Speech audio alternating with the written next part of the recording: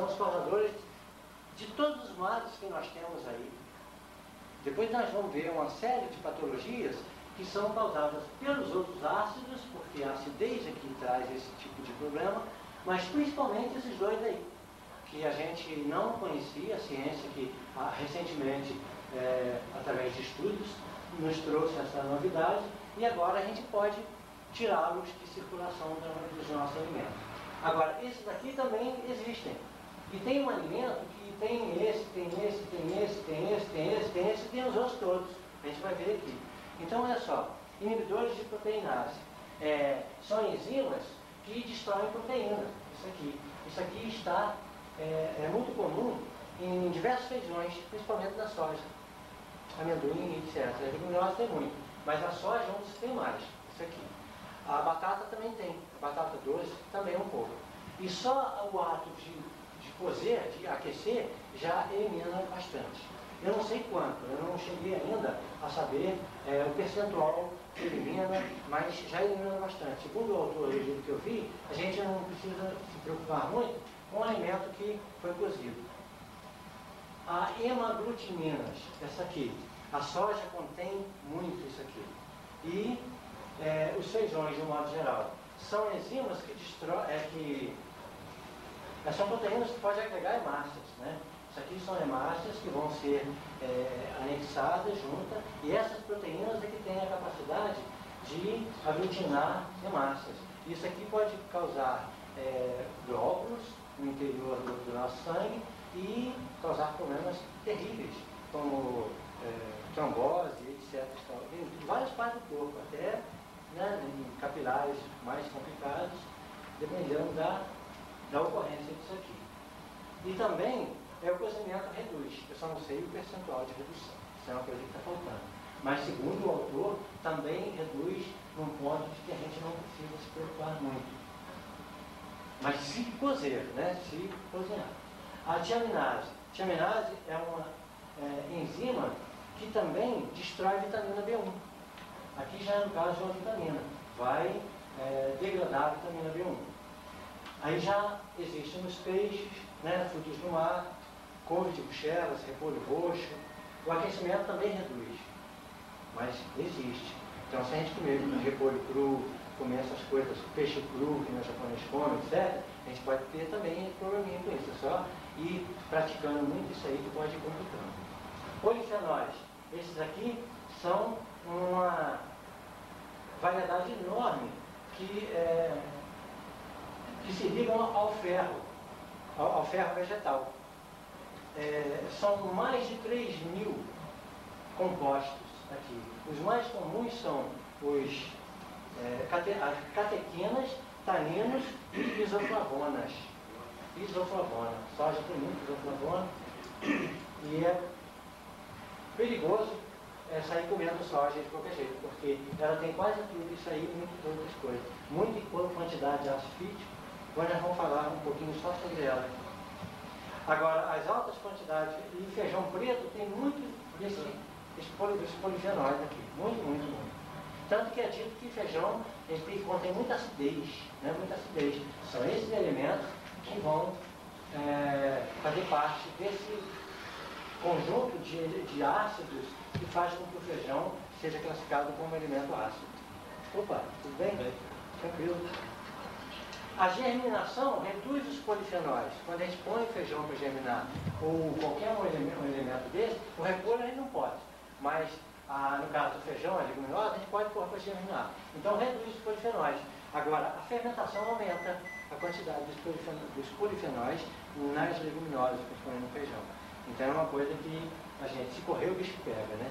Se parar, o bicho pega também. Então, tem esses caras aqui. E o ácido fítico, nós vamos falar dele particularmente, bastante, e o ácido oxálico. Pode chegar, tá, viu?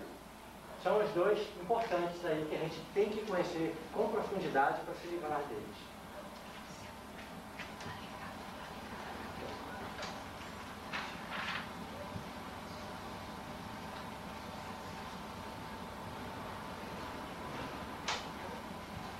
Tá vendo bem daí? Tá tranquilo?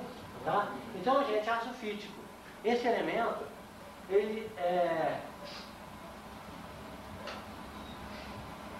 é que é o principal agente chamado de antinutriente, é o principal, porque ele vai se ligar no nosso organismo. Se ele for ingerido do jeito que a gente ingere os alimentos normalmente, ele vai estar presente e no trato digestivo, no nosso aparelho digestivo, lá no início do intestino, quando ele já tem elementos com uma possibilidade de ligar a ele, que são os íons, os cátions, né? Íons monovalente, divalente, trivalente, desses aqui, ferro, cálcio, zinco, cobre, magnésio, e vários outros, manganês, todo mineral que tem a característica de ser cátion, mono, dio, trivalente, principalmente minerais com a característica de serem, como é que é? Férrico, não, minerais não férricos. Não, agora fugiu a palavra. Mas, então, esses e vários outros, ele faz o seguinte, ele vai se ligar a esses elementos, ferro, cálcio, zinco, e vai virar o fitato. O fitato é uma substância insolúvel que o organismo não consegue quebrá-la mais, não tem enzima para tratar dessa substância. O que vai ocorrer? É eliminado pelas fezes. Então, a gente vai absorver cálcio, ferro, zinco e esses minerais metálicos todinho, agora veio, os minerais metálicos todinho, e não vai ser aproveitado pelo organismo. É aquela palavrinha que a ciência diz que eles não são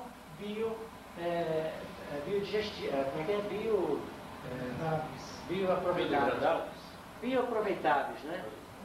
Por quê? Porque ele vai se ligar, esses elementos vão se ligar ao ácido fítico, e o ácido fítico, formando com eles uma substância solúvel chamada fitato de ferro, fitato de cálcio, fitato de magnésio, de zinco, seja lá que mineral que for, e aí a única solução é eliminar pelas fezes. Então, às vezes, a gente come o quê? Come um arroz integral, rico em tudo, né? Um alimento completo para a gente. O que acontece? Tem cálcio, tem ferro, tem magnésio, tem zinco, só que tem isso tudo. Aí falam, não, você está bem, você está comendo um alimento completo. Só que o organismo não vai absorver aquela quantidade que está presente naquele alimento. Porque quando chega no estômago, vai virar fitatos, né? Fitatos diversos, e vai ser eliminado pelas fezes. Então o que acontece? Vamos ficar na carência da maioria desses minerais importantíssimos e a gente pensa que está ingerindo esses minerais. Então esses são os problemas que nós enfrentamos a vida toda aí, há milênios. Por que surgiu a terapia ortomolecular? Porque o ser humano é carente dos principais minerais de tudo, de vitaminas, de minerais, de tudo. Principalmente desses minerais essenciais aí. Porque a medicina, a ciência, tenta arrumar uma solução, tenta arrumar. Aí começa a ministrar doses desses minerais aí. Só que é muito difícil, porque cada indivíduo é uma situação diferente. Porque cada indivíduo tem um sexo, né? É homem ou mulher, tem uma idade, tem uma atividade, e tem uma característica do organismo. Então, para ministrar essas doses corretas, só o nosso organismo, só o nosso laboratório é que sabe fazer isso. Mas nós, como estamos fora do nosso natural, comendo só coisas que são transformadas, industrializadas e não completas, não integrais há muito tempo, aí o que acontece? O nosso organismo não tem condição de transmutar, de metabolizar, de produzir aquilo que precisa. Então, o nosso laboratório ficou sem condição de trabalho. Aí, o que acontece? Nós temos que comer tantos miligramas de ferro, tantos miligramas de cálcio, tanto de zinco, tudinho aquilo que o nosso organismo necessita. Aí vira uma loucura. Isso não existe. Sabe? Ninguém consegue isso. O que acontece é que nós temos que comer naturalmente aquilo que é o alimento ideal do organismo, para essa máquina aqui, que esse laboratório, vai fazer tudo de acordo com a necessidade. Principalmente se a gente der condição de absorver no alimento esses elementos na quantidade que eles aparecem. Porque até hoje a gente comia igual um jumento, né? Comendo de qualquer maneira. Aí o que acontecia? Degradava tudo, ia tudo para as fezes. Então hoje havia eu vejo que eu comi igual um jumento, porque eu comia as coisas achando que era o melhor, tudo integral, orgânico, mas morrendo, sabe? Não tinha aquele efeito que era para ter, comendo coisa só integral, dentro da macrobiótica, aquela coisa toda, por quê? Porque estava tudo indo embora, sabe? Há um ano atrás, se for comparar comigo hoje, eu era um cidadão já que não tinha mais uma perspectiva. Porque como que pode alguém se alimentar melhor do que eu via? Ninguém pode. E, no entanto, conforme um palavreado aí, pegando tudo, né? Porque a saúde não era aquilo que tinha que ter dentro do esquema do alimento. Mas agora, observando isso aí, dando condição do alimento vir para dentro do organismo e ser absorvido aquilo, tudo que ele tem dentro da necessidade do organismo, mudou tudo. Agora é outra coisa. Então, por isso a necessidade de falar isso para todo mundo aí. Tá certo, gente? Aí o fitato é fitato de todos esses minerais aí. Pode aparecer o fitato de cobre, de zinco, de magnésio, de ferro, tá certo? Porque o ácido fítico, que tem esse nome aqui, hexafosfato de mioinositol, ou até outros nomes, eles têm vários nomes. É uma molécula muito complexa que, quando a gente dá condição para ela ser, vamos dizer, hidrolisada, ser transformada, que é o que a gente tem que fazer, aí vai gerar outros elementos importantíssimos naquele alimento que está presente no ácido fítico, que vão ser úteis enormemente para nós, como é o caso do inositol. O inositol, ele faz parte da molécula do ácido fítico. O ácido fítico é inositol com ácido fosfórico. Então, quando a gente dá condição da enzima fitase hidrolisar o ácido fítico, que é esse nome grande aqui, aí o que vai acontecer? Essa molécula aqui, H18P6O24, que é o ácido fítico, vai ser quebrada e vai sair várias coisas em forma de gás e vai sobrar isso aqui. Inositol, que foi classificado já internacionalmente como vitamina, embora seja um açúcar, tá? Ele tem a cara do açúcar, C6H2O6 é a fórmula padrão do açúcar, da glicose, né? Mas foi classificado como vitamina. E o H3PO4, que é o ácido fosfórico, é a reserva de fósforo dos vegetais.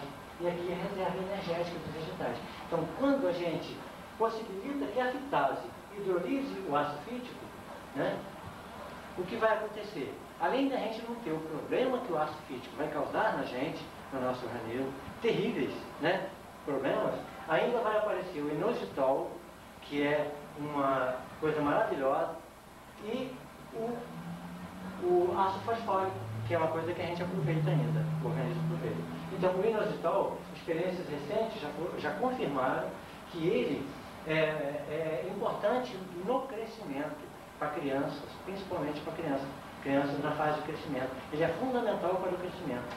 E para